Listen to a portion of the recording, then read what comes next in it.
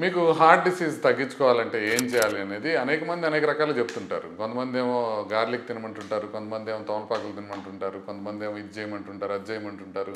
అంటే చాలా అడ్వైజ్ వస్తుంటుంది. దాంట్లోంచి ఏది మోర్ ఇంపార్టెంట్, ఏది లెస్ ఇంపార్టెంట్ అనే విషయాలు ఒక్కసారి మనం చూసుకుందాం. మనకు అన్ని హ్యాబిట్స్ తెలుసు, కానీ మనం మేనేజ్ చేయలేకపోతున్నాం. ఆ అన్ని హ్యాబిట్స్ మనం కంటిన్యూస్గా చేయలేకపోతున్నాం. ఈ వీడియో లక్ష్యం ఏంటంటే మీరు ఖచ్చితంగా చేసి తీరాల్సినవి ఏంటి, కొంతమేరకు రిలాక్స్ అవ్వగలిగినవి ఏంటి అనేది చూద్దాం. ఫస్ట్ థింగ్ ఏంటంటే స్మోకింగ్ అనేది ఎటువంటి పరిస్థితుల్లో ఉండకూడదు, అది కంప్లీట్గా అవాయిడ్ చేయాలి. ప్యాసివ్ స్మోకింగ్ కూడా డేంజరస్.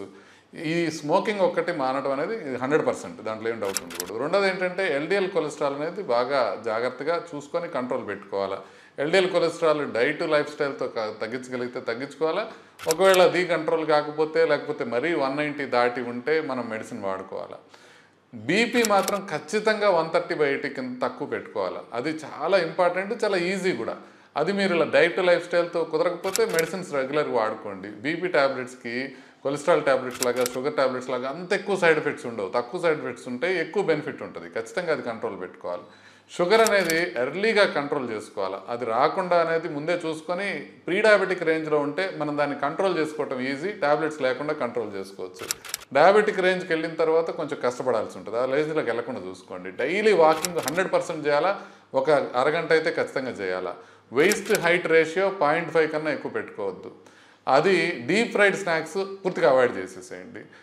ఆ తర్వాత ఫ్యామిలీ హిస్టరీ కనుక ఉన్నట్టయితే ఎర్లీగా, అంటే ఒక 10 ఏళ్ళ ముందే మనం చెక్ చేసుకోండి గుండె జబ్బు ఉందా లేదా అనేది.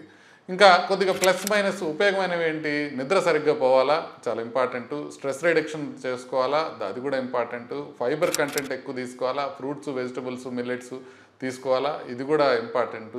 కొంచెం స్ట్రెంగ్త్ ట్రైనింగ్ చేసుకోవాలా, ఇది కూడా ఇంపార్టెంట్. వైట్ రైస్ కానీ, మైదా కానీ, స్వీట్స్ కానీ తగ్గించాలా, లేకపోతే వాటిని కంట్రోల్డ్గా, లిమిట్గా తీసుకోవాలా.